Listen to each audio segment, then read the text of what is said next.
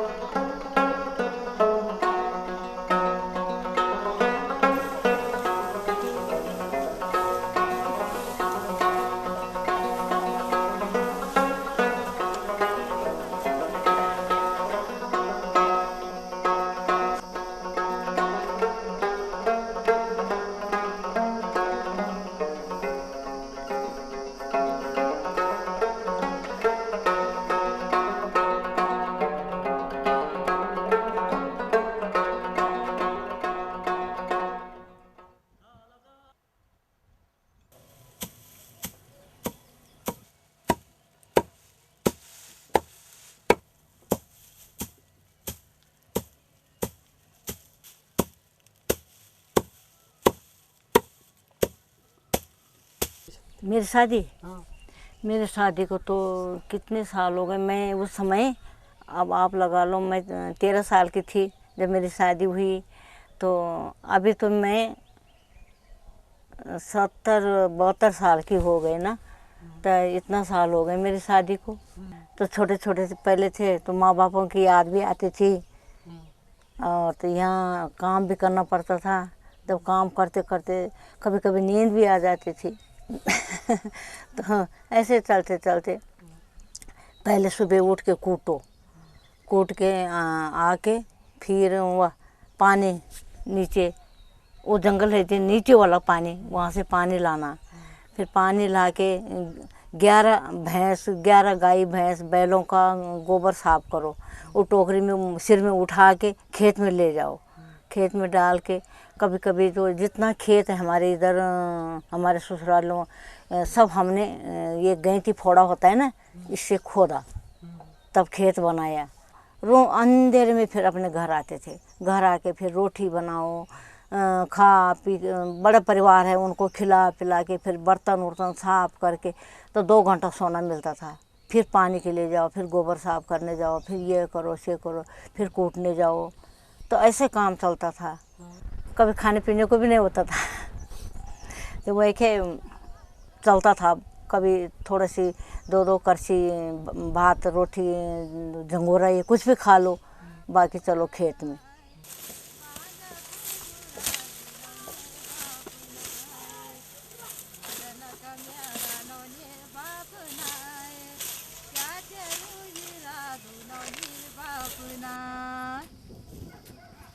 मदना का मेरा नौनी बाप नाय, क्या तेरू इरादू नौनी बाप नाय।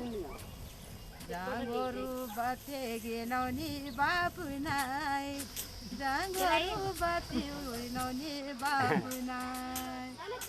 तेरी मेरी तस्वीर नौनी बाप नाय, छापा में छपेगी नौनी बाप नाय।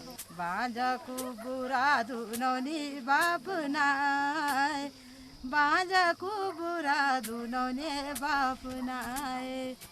मदन का मेरा नौनी बाप नाय, क्या तेरू हीरा धुनौनी बाप नाय। पाँचों को सोरो नौनी बाप नाय। महिलाओं को ज़्यादा ही परेशानी है, पुरुषों को तो कम है पर महिलाओं को ज़्यादा ही है। गांव के सब महिलाएं खेती में जुड़ी हैं, किसान लोग हैं। किसानी खेती नहीं करेंगे तो खाएंगे क्या? हमारा तो गुजारा वही है, खेती से थोड़ा बहुत जो कुछ मिल गया तो खेती से, नहीं तो मिहनत मजदूरी करेंगे। और हमारा चारा क्या है यहाँ गाँव में, पहाड़ों में?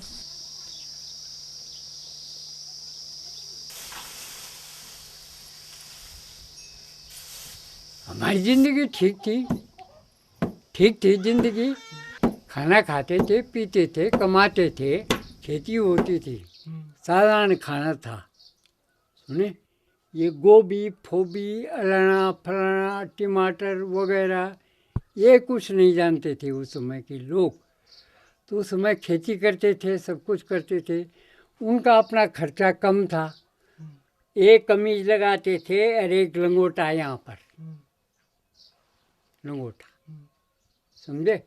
ये लोगों का रहन सहन था उस समय के लोगों का। खेती पशुपालन और जंगल से जुड़ा हुआ है। जंगल से पशु के लिए चारा भी आएगा और पानी भी आएगा, क्योंकि जहाँ जंगल है वहीं पानी के स्रोत हैं। तो पशु चारा खाते हैं, उसके बाद गोबर देते हैं। तो एक तरह से गोबर फिर हमारी खेती में खाद का काम करता है। तो ये पूरा एक सिस्टम है जो हमारा दिनचर्या के साथ जुड़ा हुआ है।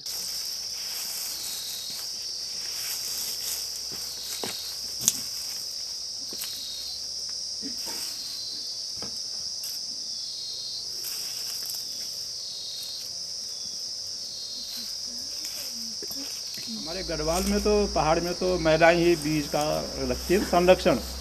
तो अपने ससुराल से मायके से मतलब बीज का आदान प्रदान ही होता था, इतना ही होता था। बाहर के तो कोई बात खरीदने की तो कोई बात ही नहीं थी, और बीज बड़ी खरीदते भी नहीं थे। केवल आदान प्रदान होता, भाई बहू आई है तो अपने मायके से ले आई है, बेटी ससुराल जा रही है, अच्छा बीज है तो अपने मायके से ससुराल ले जा रही है, इतना ही होता था।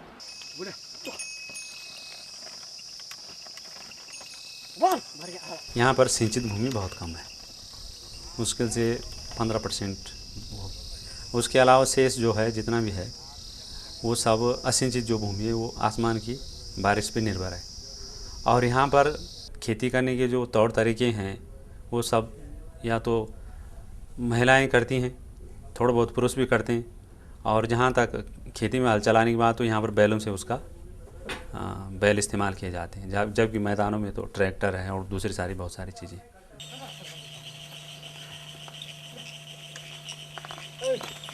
यहाँ का मुख्य व्यवसाय तो शुरू में पशुपालन ही था।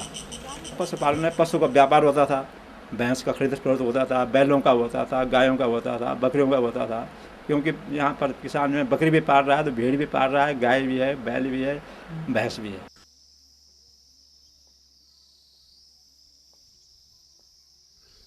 बारहनाजा खेती की एक ऐसी पद्धति है जिसमें 12 तरह के अनाज का एक खेत में मिश्रित रूप से उगाए जाते हैं।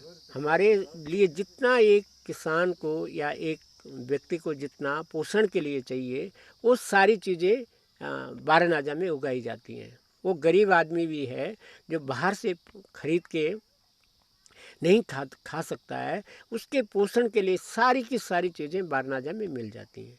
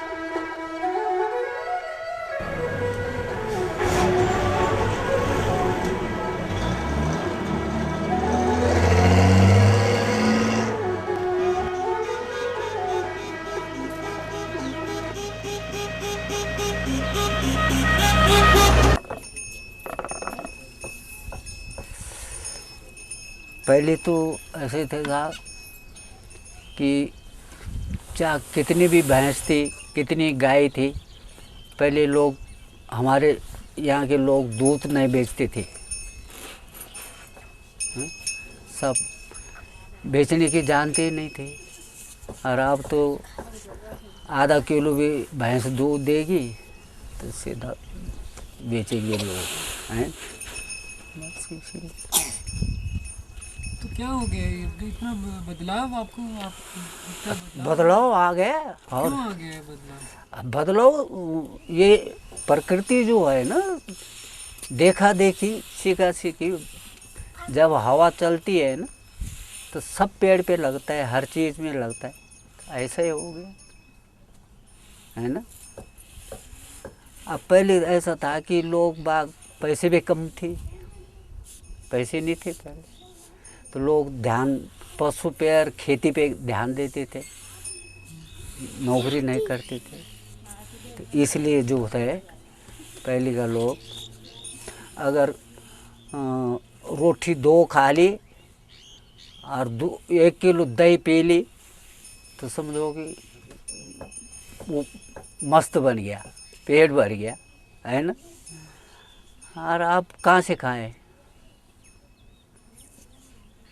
जब से ये पैसे का, रुपया का है ना दखल हुआ है जीवन में सारे उसमें ना, पहले नहीं था। मतलब ना पहले तो यहाँ की आवश्यकताएं बहुत कम थी। लोग स्वयं जो हैं वो ऋषिकेश जा कर के जो न्यूनतम आवश्यकताएं थी वो ले आते थे, अपने घी दे करके या थोड़ा बहुत पैसों से भी। लेकिन जब जीवन के हर क्षेत्र में जो है पैसे का, रुपये का दखल हो गया कि बिना उसके संभव नहीं है, जो विकास के नाम रखे ये या शिक्षा हो गया, जो भी हो गया ना, इस कारण से जब पैसे के लिए जो है बाहर जाना हुआ है। पहले के लोग तो ऐसे थे, उनमें प्यार प्रेम था, भाईबंदी थी। अब के लोगों में प्यार प्रेम नहीं है और भाईबंदी नहीं है। अब तो पैसा काम करता है, जहाँ भी जाओ पैसा काम करता है। अब भाईबंदी नहीं चलती है गाँव में, तो गांव बदल नहीं गया, इंसान भी बदल गया, गांव भी बदल गया, बोली भाषा भी बदल गई है। पहले देखो तो हर इंसान के पास बैल रहते थे, तो जिसके पास बैल नहीं, चलो उसके साथ मदद कर लो, उसके हल जोत लो। अब कौन जोतेगा ऐसा? अब तो वही है, जब तक किसी ने दिया नहीं तब तक खेत में बैल ले जाएगा किसी का। बैल बहुत कम हो गए ना, इसलिए।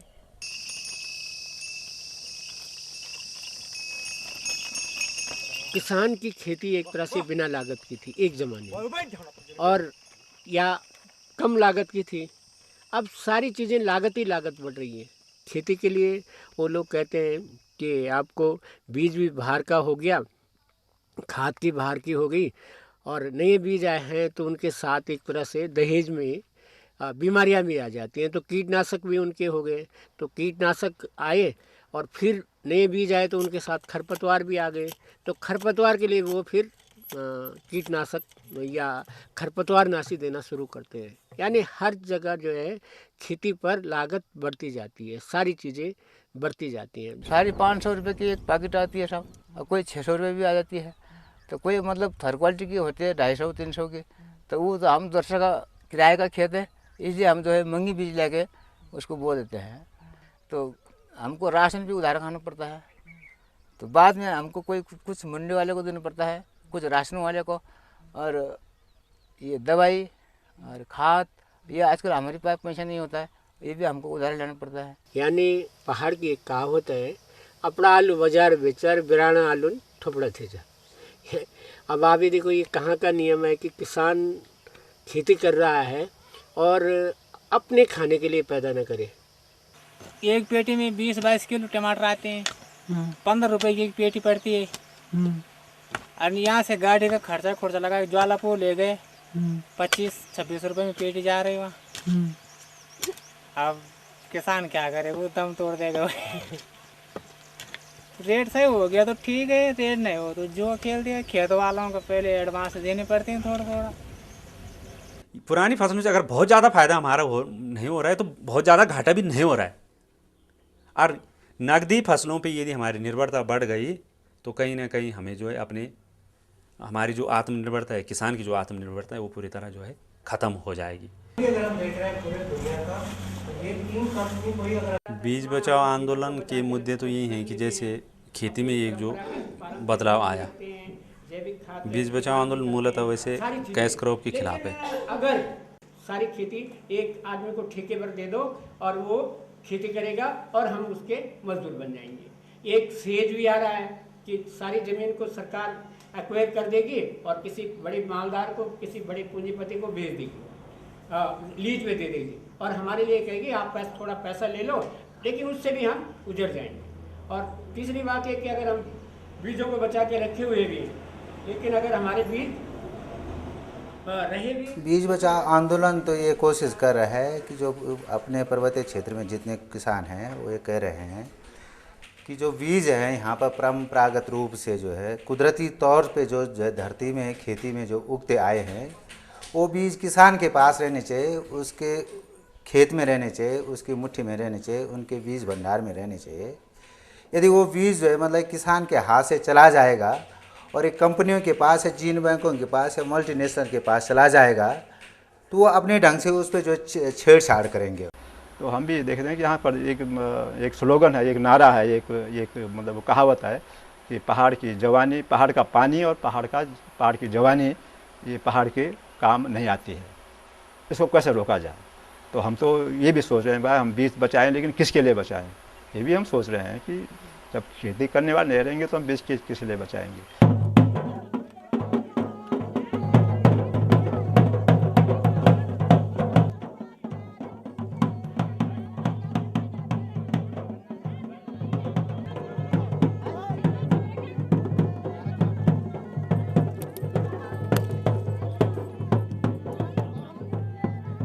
अपनी खेती पे ध्यान नहीं है किसी का। अब ये है कि चलो शादी हुई, चलो साथ में, शादी हुई छोड़ो घर बार, खेती बाड़ी चलो साथ में। अब तो ये हो गया है, दुनिया का ये बदलाव आ गया है। पहले थोड़ी था ऐसा। पहले ये था कि रिश्तेदारी वहाँ होती, पहले ये पूछा जाता कि आपके कितने खेत हैं, मकान के बारे में नहीं पूछते, नौकरी के बारे में नहीं पूछते, कि आपकी खेती है तो लड़की वहाँ ब्याएंगे। और आज उल्टा हो रहा है, भाई तुम्हारे खेत तो नहीं है, अगर खेत हैं तो नहीं, तब तुम्हारे साथ रिश्ता नहीं। लड़का बाहर है, बाहर नौकरी करता है तो रिश्तेदारी होगी।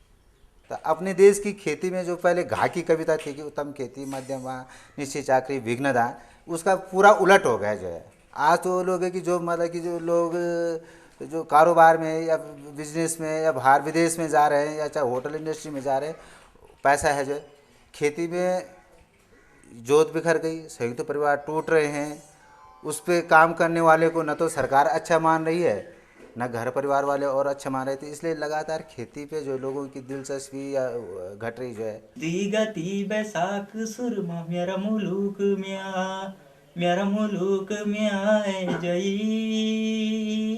मेरी सुरमा सरेला सुरमा है जई। दे जमाई ठेकी सुरमा दे जमाई ठेकी, बांडी दिनों बिटीन सुरमा तेरी मुखड़ी नी देखी, तेरी मुखड़ी नी देखी सुरमा तेरी मुखड़ी नी देखी। हाँ, गांव में मैं बोर हो जाता हूँ बहुत ज़्यादा। गांव में आने की मैं तबीयत नहीं करती, क्योंकि गांव में वैसे भी टाइम पास नहीं होता। किधर जाएगा, यहाँ से आदमी जाएगा कहाँ। बम्बई में क्या करेगा वो? नौकरी करेगा ना। नौकरी करेगी, क्या करेगा वो? मोरी घिसेगा, बर्तन में जाएगा ना। बर्तन कौन में जाएगा बम्बई में, अपन जाके में जाएगा ना बर्तन। और घर में खेती क्यों नहीं करता है? घर नहीं करेगा ना खेती, घर में खेती करके क्या होगा, कुछ नहीं होगा ना। पूरा हो जाता है घर। और कल को घरवाली लेके आएगा, क्या खाएगी? अभी गेहूँ है, गेहूँ तो कितने हो गए, कुछ चूहों ने खा दिए, बंदर ने खा दिया। कितना रहा अपने लिए, कितना बचा? थोड़ी सी बचा ना, अभी तोड़ दिया हम लोगों ने गेहूँ। अभी काटा तो कितना हुआ, थोड़ी सी तो हुआ ना। वो कितना होगा, एक दफ़ा लेके आएगा हम, पिसा के लेके आएगा तो कितने दिन चलेगा आटा? एक ही महीना चलेगा ना। एक महीना में काम चलेगा, कम ही तो चलेगा, तो उससे क्या होगा? और बाहर तो ऐसा है कि अपना नहीं तो अपना पगार अच्छी नहीं है तो खाना तो मिल रहा अच्छा, सोच तो नहीं है ना, टेंशन तो नहीं है अपना, वही है बात। घर में तो कभी खाना नहीं है, तो कभी कुछ नहीं है, तो टेंशन ही 24 घंटे टेंशन ही रहता है, ऐसा तो है नहीं। एक तो घर में माँ बाप बोलते हैं भविष्य बर्बाद हो रहा है, बोलते लड़के का बाहर भेजो, उसको घर में मत रखो, मेन प्रॉब्लम है इसीलिए। कोई भी देखो ना, किधर भी जाओ ना, वो भी किधर ही बोलेगा। तो मैं भी जैसे अभी घर आए ना, बहुत सारे मेरे पीछे मेरे लड़के को जो लेके जाओ अपने साथ, उसका भविष्य बर्बाद हो गया। चाहे वो पढ़ाई कर रहे, लिखाई कर रहे, सब काम कर रहे, पर फिर भी उसका भविष्य बर्बाद हो रहा है। बोलता उसको लेके जाओ बाहर। आप पूरे पहाड़ की स्थिति देखिए, हिमाचल से लेके, गढ़वाल से लेके, कुमाऊं से लेके, तो कोई अपनी पीढ़ी को ये नहीं कह रहा है आगे, नई पीढ़ी को, कि आपको खेती भी करनी चाहिए, कतई नहीं। मजबूरी मेरा बहुत है, मैं बाहर नहीं जाने का मैं चाहता हूँ। अभी घर में ऐसा मजबूर हो गया, घर में कोई रहने वाला नहीं है, घर वाले अकेले रहते, इसलिए मेरा मजबूरी मेरा बहुत है। पर मजबूरी कि अभी क्या करेगा, पैसे मत चाहिए ना, घर में पैसे कहाँ से आएगा, बाहर तो जाना ही पड़ेगा, इसीलिए।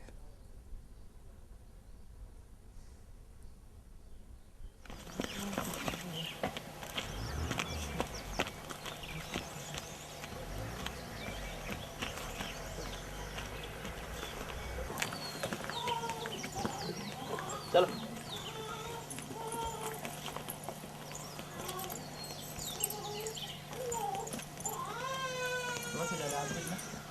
क्यों भेजनी चाहिए वहाँ बाहर।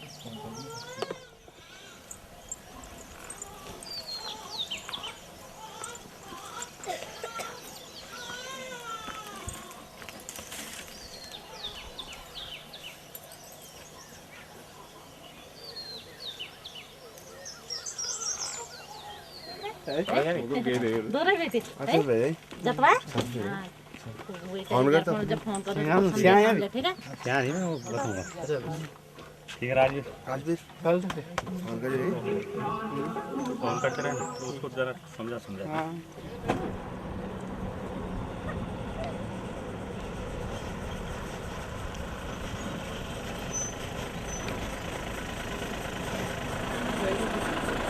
ओके।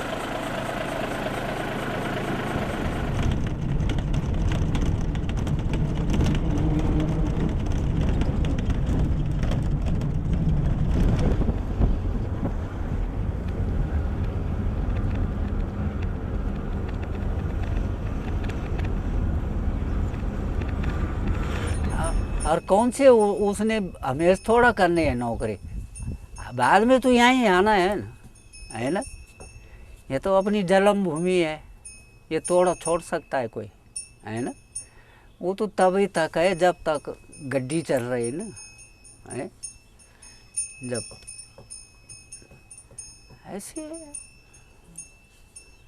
ऐसे अपने बच्चों को कोई नहीं समझते कि मेरे साथ न रहे, अब मेरे सामने न रहे, ऐसा तो कोई नहीं है। सब चाहते हैं कि मेरे साथ रहे। आखिर में रहेगी तो खेती, अब नौकरी तो नौकरी है। आखिर में तो खेती तो करना ही पड़ेगी। अगर सब बच्चे वहाँ पढ़ रहे हैं, वो बाहर यहाँ वापस आके तो खेती तो कर नहीं सकेंगे। अगर बच्चे नहीं करेंगे, क्यों नहीं करेंगे? जब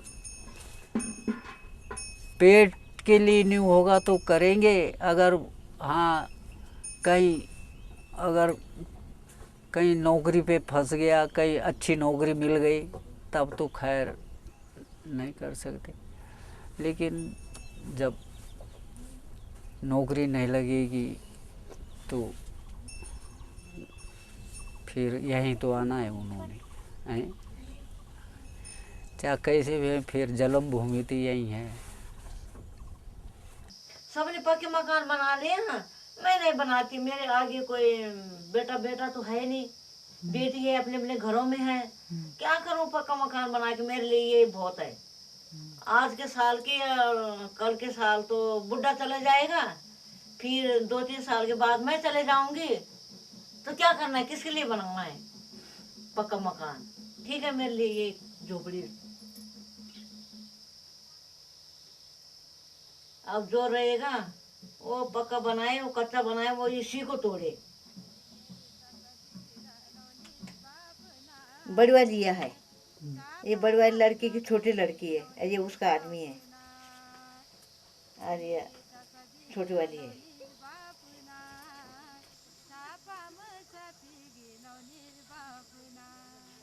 एक सर्दी हमने इसके साथ काटी, एक सर्दी हमने इसके साथ काटी। अब हम घर में हैं।